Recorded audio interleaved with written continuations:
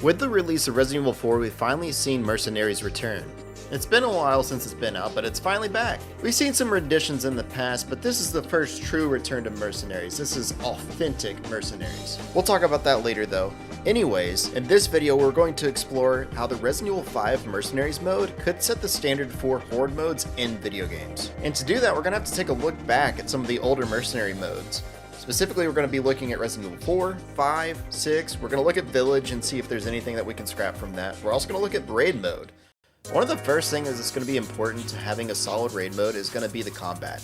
If the combat doesn't feel good, there's going to be no reason to play it because it just doesn't feel fun. Now, the new Resident Evil engine has a lot of fun mechanics, especially when we look at the Resident Evil 4 remake.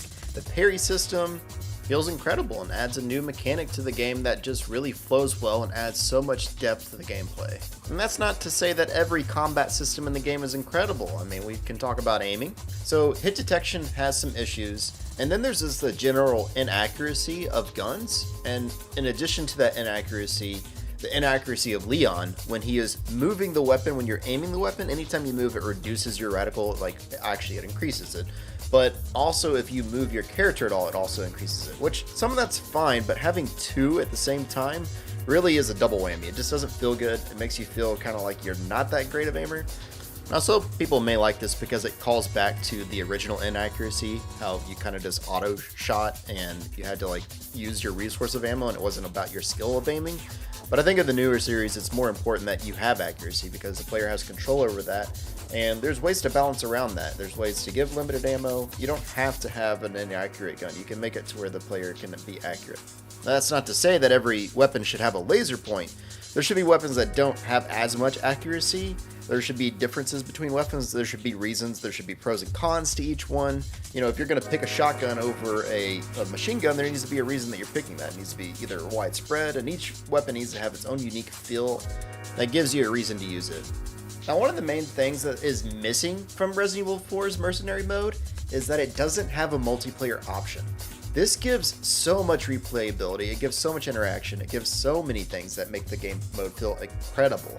When you have a Mercenaries mode, you're relying on your partner to get a combo done. Sometimes you're in a situation where you don't have the ability to get the combo done. You have to wait and get a heal done, you have to attack an enemy. When you look at your partner and you're like, oh my god, please help me get this done, we have to keep this combo, we gotta hit 150.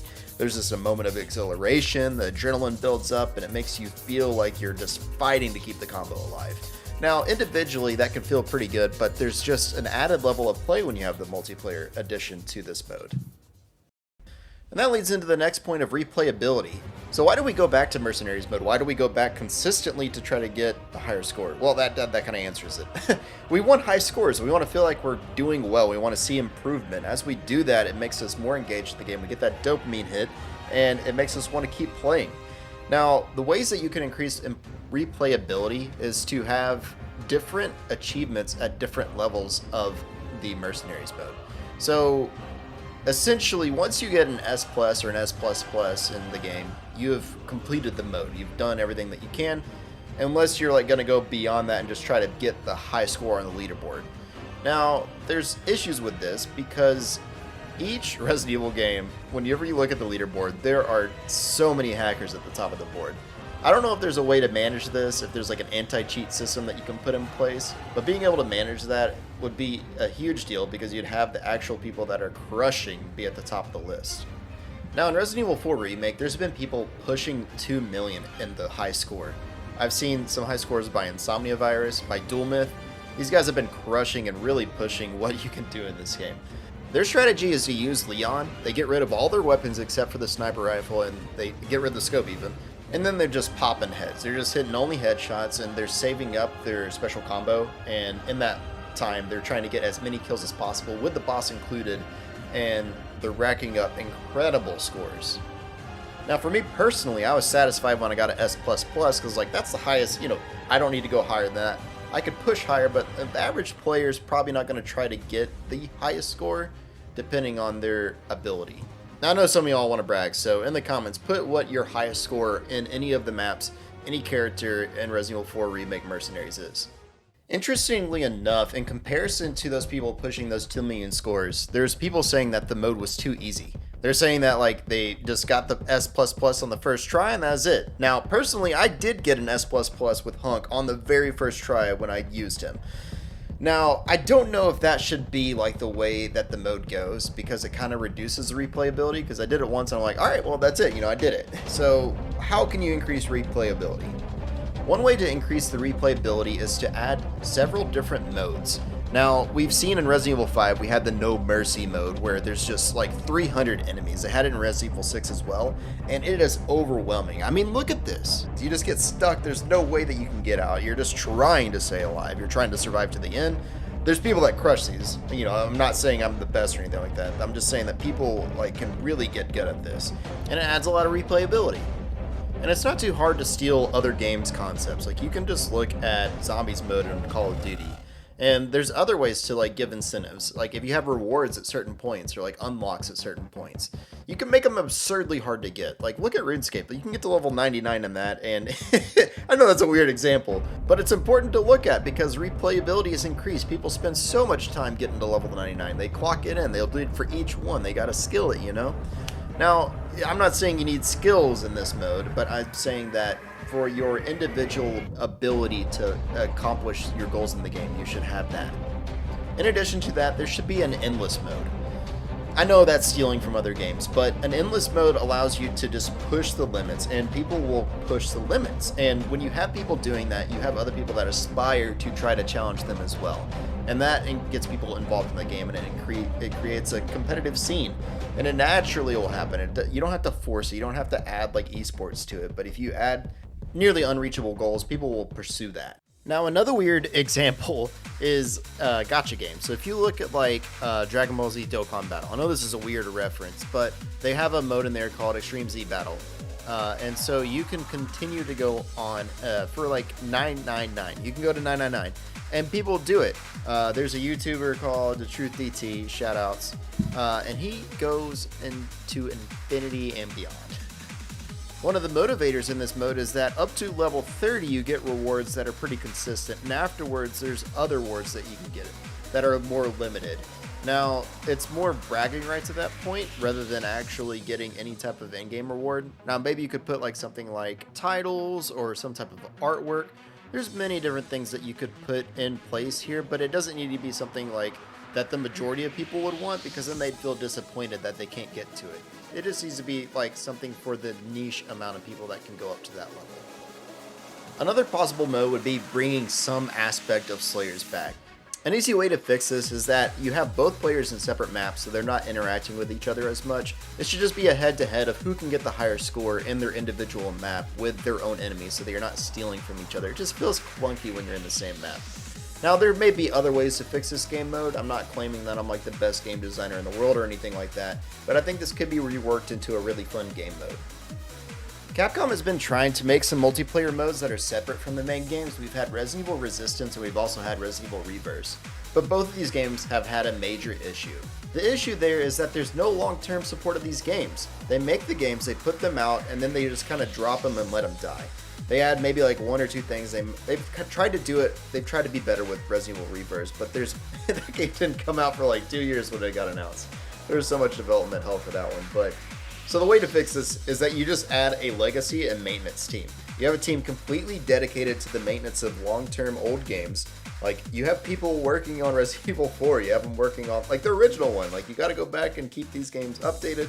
Even recently, about, like, I think it was January or February, they went back and added couch play to Resident Evil 5 on Steam.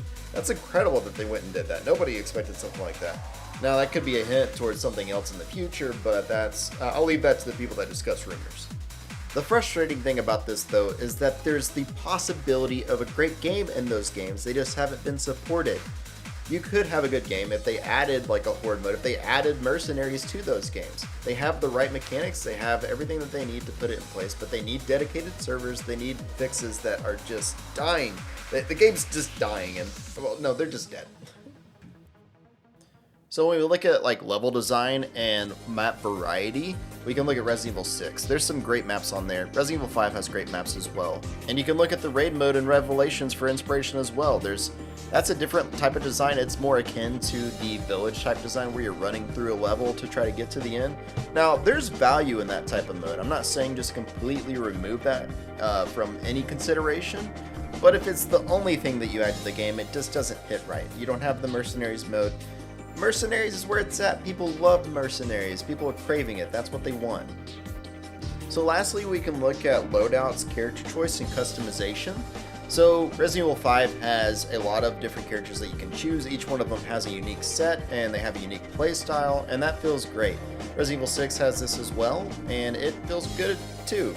So if you look at a different mode though, we could look at Revelations, and where you have this upgrade system and adding attachments, and there's different types of enemies with different types of bonuses, and it's a really fun mode that people kind of look over. They don't mention it as much because it wasn't as popular of a game. It was kind of on the back burner. It didn't have the high budget, but it was a really fun mode, and I put a lot of time into that, and I'm sure a lot of you have as well. I don't know if that mixes as well with the Mercenaries mode, but if you were to include a Mercenaries mode that's more akin to Village, then that's where you would include that, because that leveling up kind of arcade style where you're progressing your character rather than yourself, it feels good, and having both of those in a game gives a lot more replayability and is going to keep people engaged in your game over the long term. Now maybe that's too much for the development team to handle, but the thing is, Capcom has the base of a game that they could make that would be able to do all of these things if they spent the time to develop it and really invest it in. That's Resident Evil Reverse. Currently it just has that multiplayer mode where you're fighting each other in like a deathmatch type style, and it feels clunky, it doesn't feel that great, but it has the base mechanics to make that type of game, to add these types of things. Now, is it realistic that Capcom's going to go back and like add more to that game?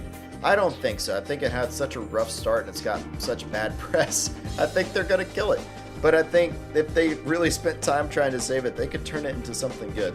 Now, what will probably happen is we'll just continue getting tack-ons of multiplayer modes to future Resident Evil titles, such as Resident Evil 5 Remake, maybe Veronica, maybe 6 in the future, maybe 9 when it comes out.